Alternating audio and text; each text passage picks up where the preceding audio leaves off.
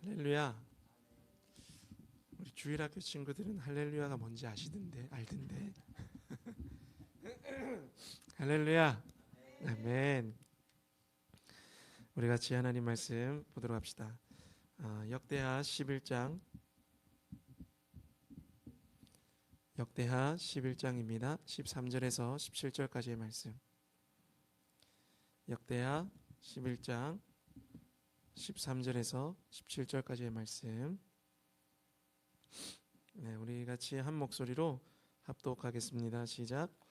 온 이스라엘의 제사장들과 레위 사람들이 그들의 모든 지방에서부터 르호보암에게 돌아오되, 레위 사람들이 자기들의 마을들과 산업을 떠나 유다와 예루살렘에 이르렀으니, 이는 여로보암과 그의 아들들이 그들을 해임하여 여호와께 제사장의 직분을 행하지 못하게 하고, 여로보암이 여러 산당과 수렴소 우상과 자기가 만든 송아지 우상을 위하여 친히 제사장들을 세움이라. 이스라엘의 모든 지파 중에 마음을 굳게 하여 이스라엘의 하나님 여호와를 찾는 자들이 레위 사람들을 따라 예루살렘에 이르러 그들의 조상들의 하나님 여호와께 제사하고자 한지라. 그러므로 3년 동안 유다 나라를 도와 솔로몬의 아들 르호보암을 강성하게 하였으니, 이는 무리가 3년 동안을 다윗과 솔로몬의 길로 행하였음이더라. 아멘. 네, 오늘 여호와를 찾는 자들이라는 제목으로 좀 말씀을 나누기를 원합니다. 저희가 이제 역대기 말씀들을 쭉 읽고 있는데요. 여러분, 날마다 하나님의 말씀이 여러분 가까이에 계십니까? 아멘. 여러분, 이것이 참 얼마나 귀한 복인지요. 하나님의 말씀이 우리 앞에 있다는 것. 그리고 그 말씀이 그냥 기록되어 있는 말씀뿐만 아니라 이것을 읽어나가고 또 이 말씀 앞에 자기를 정직하게 설 때에 그 기록된 말씀이 우리에게 마치 말하듯이, 그러한 시간들이 여러분 있으십니까? 즉, 기록된 말씀이 여러분에게 말씀하시는 그 시간이 있으시기를 예수 이름으로 축원합니다. 이것이 저는 참 가장 큰 복이라고 생각해요. 구약 시대에도 참 복이었지만 신약 시대의 가장 큰 복은 바로 기록된 말씀이 성령의 역사 안에서 오늘날 우리에게 계속해서 말씀하고 계신다라는 것. 할렐루야. 이 역대기는 이제 이스라엘 민족의 역사에 대한 것입니다. 그런데 이스라엘이 이제 둘로 나뉘죠. 북쪽 이스라엘과 남쪽의 유다라는 나라로 이렇게 나뉘게 됩니다. 그런데 이 역대기를 왜 썼냐면, 그렇게 나뉘게 되고 나중에 다 나라들이 멸망해요. 그런데 그들이 멸망할 때 포로로 잡혀가거든요. 근데 그 포로에서 돌아온 이제 자들이 다시 나라를 세우고 이제 기초를 세우는 데 있어서 어떤 것으로 기초를 세워야 하는가, 에스라가 기록했습니다. 그런데 아마 고민이 많았어요. 에스라가 예배도 다시 재정비하고 그리고 어떤 여호와의 율법도 가르쳤는데 이 진전이 좀 미비한 거예요. 나라를 세워가고 그들의 삶이 바로 서는 데에 시간이 꽤 오래 걸리는 거예요. 그래서 역사책을 쓴 겁니다. 과거 하나님이 우리의 이 이스라엘의 역사 가운데 어떨 때는 흥하게 하시고 어떨 때는 쇠하게 하셨었지를 기록해서 이스라엘 백성들에게 가르치는 거였어요. 그래서 이 역대기를 쓴 것입니다. 기초는 두 가지예요. 이스라엘, 즉 이 나라의 기초는 두 가지였어요. 첫 번째는 역대상 17장 14절에 내가, 이제 이것은 다윗에게 하신 언약이죠. 내가 영원히 그를 내 집과, 여기서 말한 그는 다윗입니다. 내가 영원히 다윗을 내 집과 내 나라에 세우리니 그의 왕위가 영원히 견고하게 하리라 라고 다윗에게 약속하셨었어요. 그러면서 이제 솔로몬이 성전을 지었잖아요. 솔로몬에게 하신 말씀이 이거였습니다. 역대하 7장 14절. 어쩔 보면 이 말씀이 이 역대기의 참 주제 말씀 같이 느껴져요. 내 이름으로 일컫는 내 백성이 그들의 악한 길에서 떠나 스스로 낮추고 기도하여 내 얼굴을 찾으면 내가 하늘에서 듣고 그들의 죄를 사하고 그들의 땅을 고칠지라. 즉 뭐냐면, 이스라엘 백성이, 이스라엘 나라가 제대로 서느냐 그렇지 않느냐는 너희가 너희의 죄에서 돌이키고 주의 얼굴을 찾으면 하나님이 다시 회복시킬 거야. 그런데 반대로 그렇지 않으면 너희를 계속 이방의 손에서 너희가 그 어려움을 경험할 거야 라는 거였어요. 그러니 솔로몬이 성전을 지었을 때에 하나님이 이제 말씀하시는 거예요. 내 이름으로 일컫는 내 백성이 그들의 악한 길에서 떠나 스스로 낮추고 기도하고 내 얼굴을 찾으면 내가 하늘에서 듣고 그들의 죄를 사하고 그들의 땅을 고칠 것이다. 이 말씀. 이 말씀을 기초로 해서 계속 그 왕들의 역사가 이제 기록되는 것이 역대기입니다. 그래서 어떤 왕은 하나님 앞에 어떻게 돌이켰는가, 어떤 왕은 어떤 부분에서 부족하여서 하나님의 책망을 받았는가. 이것은 기록되어 있는 이스라엘의 역사 같지만 하나님께서 우리의 삶에 개입하시는 참 놀라운 은혜의 시간이에요. 책망도 은혜고 약속도 은혜입니다. 할렐루야. 하나님의 말씀이 우리 가운데 가까이 있다는 것 자체가 은혜입니다. 믿으십니까? 역사 이야기를 조금 해야 되죠. 북이스라엘과 남유다로 나뉘게 된 이유가 있습니다. 여러분 다 잘 아시죠? 원래는 통일 왕국이었어요. 초대 왕이 사울이었고 사울 다음에 다윗이 세워졌죠. 그리고 다윗의 아들 이제 솔로몬이 세워졌는데 솔로몬이 나라를 통치하는데 솔로몬이 다윗과 같았습니까? 아니었어요.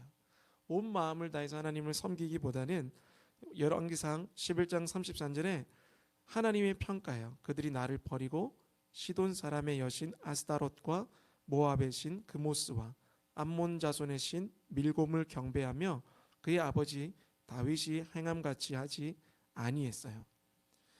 그러니 하나님이 어떻게 하시기로 결정하셨습니까? 이 나라를 쪼개야 되겠다라고 결정하신 거예요. 그래서 솔로몬의 원래는 신하였던 여로보암이라고 하는 사람이 있었어요. 그는 솔로몬이 볼 때에도 굉장히 용감한 큰 용사였고 여기에 기록에는 부지런한 청년이었기 때문에 이 솔로몬을 요셉 지파의 일을 감독하는 에브라임 자손이었거든요. 그래서 요셉 지파의 일을 감독하는 감독자로 세운 사람이 바로 여로보암이었고 최측근이죠. 충성된 사람이었죠. 근데 그를 세웠는데 하나님이 이 여로보암에게 기름 부으셔서 솔로몬을 대적하게 하신 거예요. 나라가 이제 나뉘게 됩니다. 나는 이유는 그거였어요. 여로보암이 10지파를 데리고 솔로몬 앞에 왔어요. 왕이시여. 솔로몬 아들인 르호보암 왕에게 왔어요. 왕이시여, 이 아버지였던 솔로몬이 우리를 굉장히 힘들게 했는데 우리의 좀 이 부역과 세금을 좀 줄여 주십시오. 그러면 우리가 영원히 르호보암 당신을 섬길 겁니다. 근데 르호보암이 뭐라 그랬는지 아시죠? 내 새끼 손가락이 내 아버지 허리보다 굵다. 네, 이 무슨 말이에요? 솔로몬 왕이 통치한 것도 그들은 힘들어서 죽겠다고 하소연하러 왔는데 내 새끼 손가락이 내 아버지 허리보다 굵다. 그러면서 내 아버지가 너희를 채찍으로 했다면 나는 정갈 채찍으로 너희를 다스릴 거야. 더 힘들게 할 거야. 그러니까 끽소리 하지 말고 따라와. 이거죠. 여로보암이 이제 10지파와 모여서 어떻게 했습니까? 이제는 우리는 당신과 같이 갈 수가 없습니다.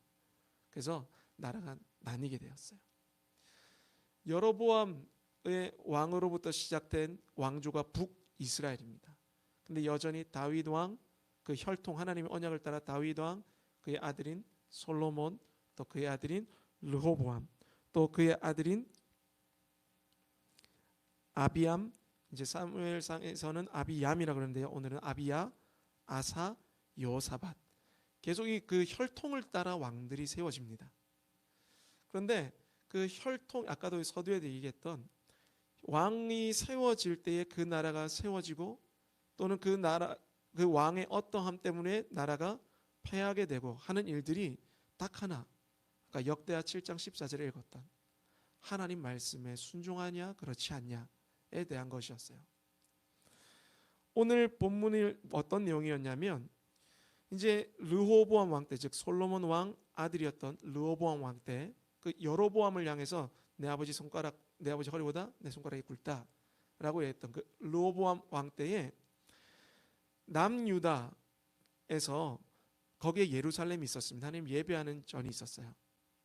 그리고 북이스라엘에는 이제 하나님 예배하는 전이 없잖아요. 그래서 북이스라엘에 있는 사람들 중에 온 이스라엘의 제사장들과 레위 사람들이 밑으로 남유다로 내려오기 시작했어요. 왜 내려왔을까요? 여기에는 이런 이유가 있습니다. 레위 사람들이 자기들의 마을들과 산업을 떠나 유다와 예루살렘에 이르렀으니 이는 여로보암과 그의 아들들이 그들을 해임하여 여호와께 제사장의 직분을 행하지 못하게 했다는 거예요.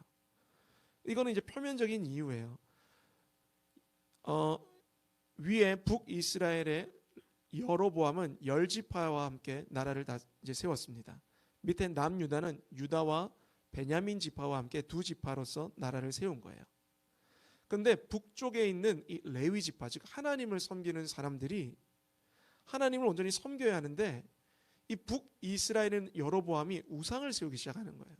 그러면서 누구나 원하는 사람이라면 또는 어떠한 그들 나름의 그 기준이 된다고 한다면 제사장을 세워서 그 우상을 섬기게 하는 거예요. 그러니까 표면적으로는 제사를 드릴 수 있는 직분을 박탈된 것 때문에 내려왔다고 하지만 오늘 성경 16절에도 이런 마음이 있어요. 이런 기절이 있어요. 이스라엘의 모든 지파 중에 마음을 굳게 하여 이스라엘의 하나님 여호와를 찾는 자들이 레위 사람들을 따라 예루살렘에 이르러 그들의 조상들의 하나님 여호와께 제사하고자 한지라. 즉 하나님을 예배할 수 없게 된 땅에서 신앙을 위해서 남쪽으로 남하한 거예요. 이들 무리가. 그래서 레위 지파들을 통하여서 이 르호보암 때와 그 이후에 있는 왕들 때에 예배와 제사와 하나님을 어떻게 섬겨야 하는지 율법에 대한 계시가 계속 이루어질 수 있었던 거예요. 여러분 어디서 많이 들어본 얘기 같습니까? 만약 들어본 얘기라면 바로 우리나라 얘기이기도 합니다. 1950년대 실은 45년부터 50년 해방 이 직후에 북한의 인구가 약 1,000만 명이 있었어요. 근데 그 중에 기독교인이 30만에서 40만이 있었습니다. 실은 퍼센테이지로 따지면 3%에서 4%밖에 되지 않아요. 그런데 전쟁이 나고 그 이후에 그들 이 북쪽에서의 신앙의 자유를 위해서 남쪽으로 내려온 북한 주민이 약 100만 명이었어요. 실은 140만이라고도 얘기해요. 근데 그 중에 기독교 인구가 20만에서 30만이에요. 즉 아까 북쪽에 있을 때 그냥 전쟁이 일어날 때에 1,000만 명 정도가 살았고 거기에 기독교 인구가 30에서 40만인데 이제 전쟁이 일어나고 그리고 신앙의 자유를 위해서 남아한 사람이 30만에서 40만 중에 20만에서 30만이 내려왔어요. 엄청난 북쪽에 있는 기독교 인구가 내려온 거예요. 실은 1,000만 명 인구 중에 100만 명만 남한으로 내려왔지만 그들 가운데 20%에서 30%가 다 예수 믿는 사람들이 신앙의 자유를 위해서 내려왔어요. 근데 그 신앙의 자유를 위해서 내려오지 않고 북쪽에서 신앙을 지키겠다. 그리고 우리는 나누어질 수 없다. 여전히 언젠가 하나 될 그날을 위해서 내려간 그 기독교인들이 우리의 뿌리를 찾을 때 나는 여기 있겠다라고 하신 분이 우리 어디죠? 오두산 통일전망대에 있는 그 조만식 장로님이 그런 믿음으로 그 북한에 여전히 남아 있으셨죠. 어쨌든 남쪽에 내려온 이 신앙을 위해서 내려온 북에서 내려오신 분들이 이곳에 정착하시면서 약 2천여 개의 교회가 세워졌습니다. 그 당시에 다 무너진 남한의 교회들 가운데 90% 이상을 북한에서 오신 분들이 세웠어요. 놀라운 역사죠, 실은. 그래서 지금 남한 교회는요, 어떤 면에서 분명한 면에서 북한 성도들에 대한 빚을 지고 있어요. 우리 대표적인 교회가 영락교회이죠. 한경직 목사님이시죠. 90% 넘는 교회를 북한 분들이 세우셨다는 거예요. 왜 그랬습니까? 여러분 전쟁이 났어요. 대한민국은 진짜 부산 그 낙동강 거기에 딱 하고 나머지는 다 쑥대밭이 되었어요. 근데 부산에서 새벽 기도를 하고 우리 하나님을 의지해야 한다라고 하고 하는 그 위에서 오신 분들, 신앙이 있는 이들, 그들을 통하여서 점점 교회 나라들마다 남한 땅에 90% 되는 2천여 개의 교회가 세워졌다라는 것. 이 놀라운 참 신앙의 여정 아닌가라는 생각을 하게 됩니다. 제가 좀 실은 오늘 조금 설교를 길게 해야 되겠다라는 생각이 들었는데 왜냐하면 이 역사들이 하나하나가 다 너무 귀하기 때문에 또 우리가 물론 손목의 순서를 따라서 읽는 부분이긴 하지만 또 이걸 좀 정리하면 좋겠다라는 생각에 하나하나 좀 짚고 넘어가고 싶었어요. 왜냐하면 르호보암 왕 때, 아비야 때, 아사 때, 여호사밧 때 전부 다 역대기는 아까 무슨 목적으로 기록했다고요?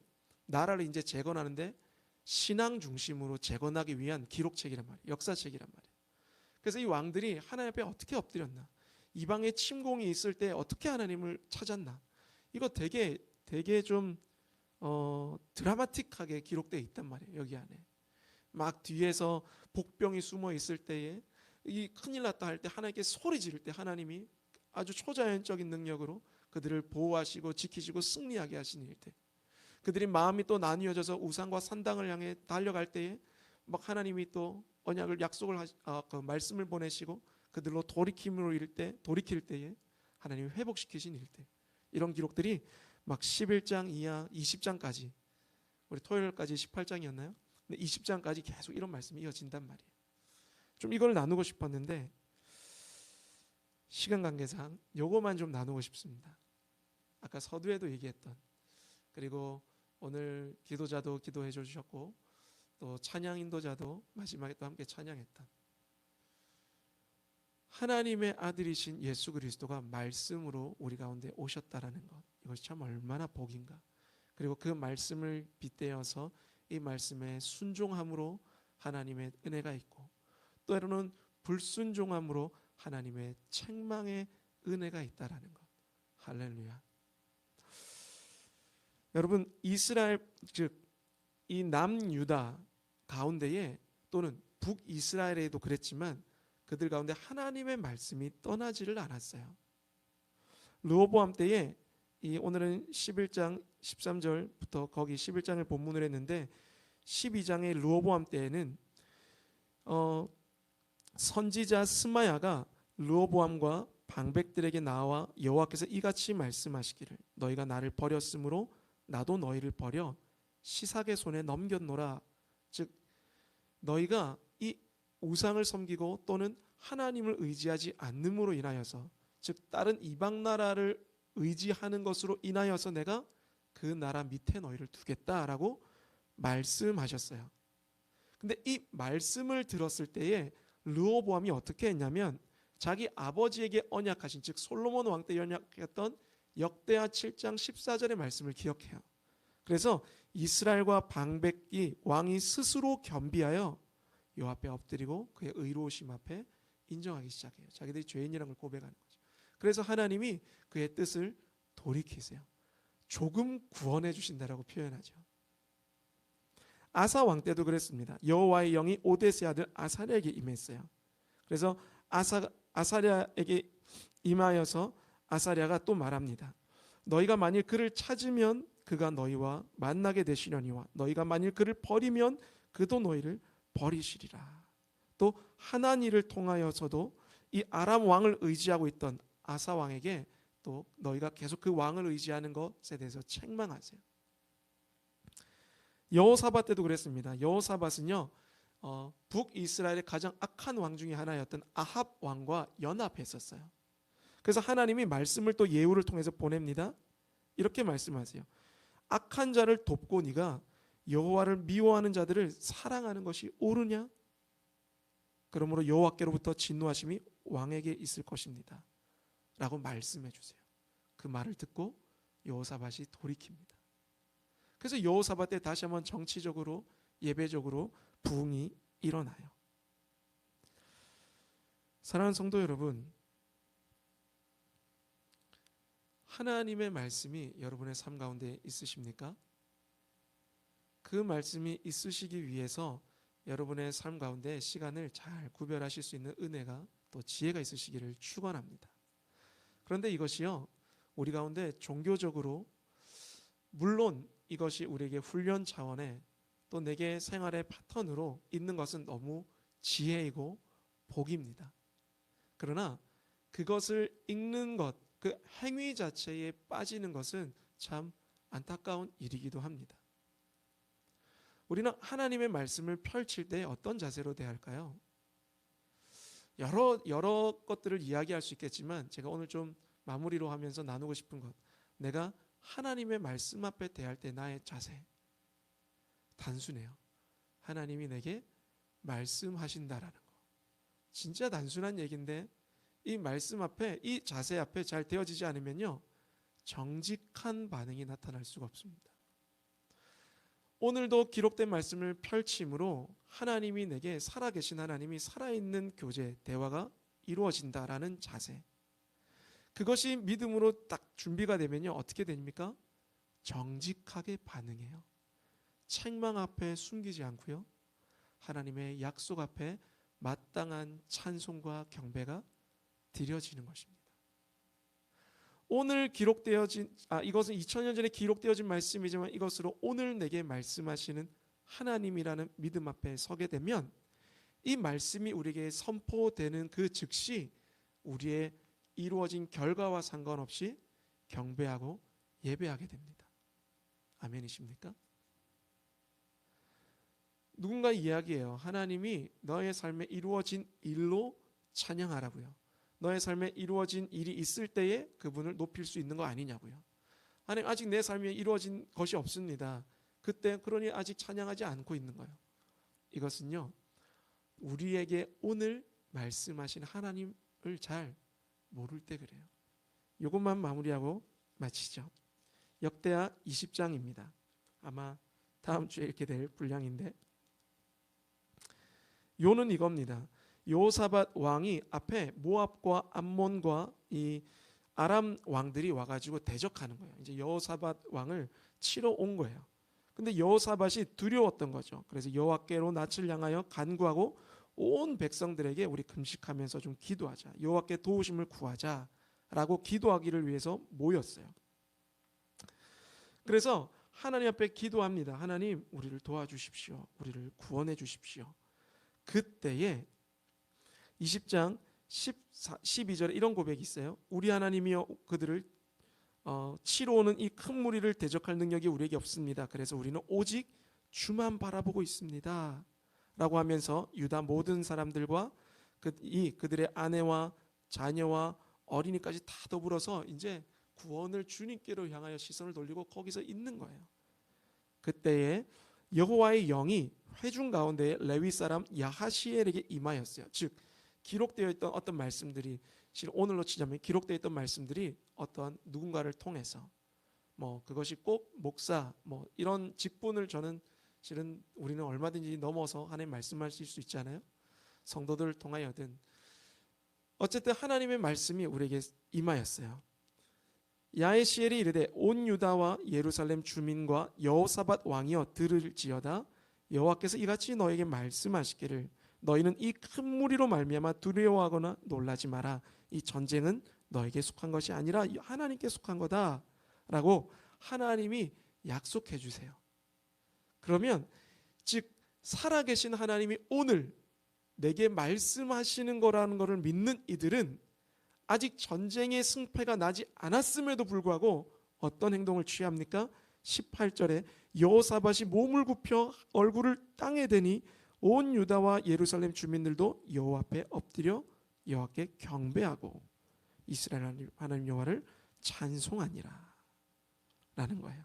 그러면서 그들이 전쟁 앞으로 나아갈 때에 예배하는 자들을 앞에 내세워서 전쟁하러 나아가요.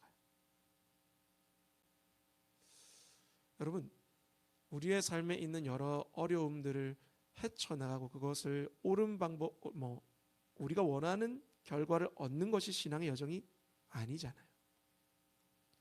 신앙의 여정은 내가 원하는 바를 이루며 사는 것이 아니잖아요. 신앙의 여정은 뭡니까? 살아계신 하나님과의 동행이잖아요. 그분이 주님 외에 다른 것들을 의지하고 있던 우리를 그래 그거를 의지하고 살아라 하고 내버려 두지 않고 그것을 의지하지 말아라 라고 책망하시는 이 말씀이 있다는 것이 신앙이에요. 또 그런 우리 마음이 주님께로 돌이켰을 때에 하나님이 우리에게 주시는 많은 은혜와 또 약속의 말씀들이 선포될 때에 신앙의 여정이란 것은 그것을 마땅히 찬양하고 경배하고 즐거워하고 기뻐하는 것이에요. 그래서 우리 목사님이 계속 말씀하시는 것이죠. 신앙의 여정은 무언가를 하는 것이 아니라 이미 우리에게 기록된 말씀으로 말씀하시는 그 그리고 그 말씀이 살아계심으로 오늘 말씀하시는 그분과 동행하며 그분을 누리는 거라고요. 사랑하는 성도 여러분, 우리 은혜세대교회 주일 예배가 뭐 그런 막 이렇게 예식으로나 이런 것들이 좀 부족함이 많죠. 그러나 하나님의 말씀 앞에 오늘 내게 주시는 말씀, 오늘 내게 말씀하시는 분이라는 그 믿음 앞에 나아가는 우리들 되시기를 바라고, 그리고 2부에 교제하는 시간, 그 시간에 우리가 뭐 많은 것들 뭐 얼마든지 자유롭게 나눌 수 있겠죠. 꼭 형식에 갖추지 않아도 실은 일상에 대해서도, 자녀에 대한 이야기를 나누어도, 실은 뭐 직장에 대한 이야기를 나누어도, 나의 개인의 어떠한 어려움들, 진로에 대한 그것들이 나누어질지라도 뭐 어떻습니까? 여러분, 그곳 안에 하나님이 우리 삶 가운데 역사하셨던 것들이 자연히 나누어진다면 저는 그것이 얼마나 아름다운 일인가 생각하게 돼요. 사랑하는 성도 여러분, 날마다 우리 주님의 말씀과 동행하십시다. 날마다 말씀을 펼치는 좋은 습관이 잡히시기를 축복합니다. 날마다 말씀을 펼칠 때마다 살아계신 하나님이 오늘 나에게 어떤 것을 말씀하시는가, 기록된 약속이 있구나. 그럼 그것으로 마땅히 찬양하고 주님으로 인하여 기뻐하고 만족하고 힘을 얻고 용기 내어서 든든하게 하루를 살아가는 그런 여정이, 신앙의 여정이 있으시기를 축원합니다. 이번 주가 원래 선교 주일인데요. 죄송해요, 제가 좀 놓쳤던 것 같아요. 이번 주에 뭐 개인적 일도 있어가지고 제가 놓쳤습니다. 그런데 주중에 다시 한번 선교사님들께도 좀 연락을 드려서 기도 제목을 잘 취합해서 저에게 주어진 이 사역들 저희가 또 기도로 잘 도우면 좋겠어요. 다음 주에 좀 준비를 하겠습니다. 그리고 아침에 좀 우리 목사님 통해서 급하게 주신 말씀인데, 지금 이제 베트남에 있는 그에서 넘어오려고 했던 그분들이 이제 잡혔다라는 소식을 급하게 받았죠. 우리 이 시간 그것을 위해서만 좀 기도하고 우리 마치면 좋겠는데요. 저희도 언젠가 팀을 좀 이루어서 그분들이 넘어오셨던 그 코스를 따라서 한번 가면은 좋겠어요. 적어도 우리가 그래도 남과 북의 통일과 세계 선교에 대한 수적으로는 작지만 주님 앞에서 진정성을 가지고 있는 교회라고 믿습니다. 그 코스들을 한번 좀 밟을 수 있는 기회가 있다면 그분들에 대한 아픔과 그것들을 잘 이해하고 또 기도자의 그 사명들을 감당할 수 있지 않을까 생각합니다. 실은 이름도 모르고 그들이 지금 어떤 상황에 처해 있는지 모르고 그냥 단 하나의 기도문과 같은 것이죠. 한국행으로 오던 탈북민 5명이 베트남에서 잡혔습니다. 어떻게 되었는지 모릅니다. 주님의 도움의 손길이 필요합니다. 저들의 생명을 지켜주시고 보호하여 주시기를 기도하는 것.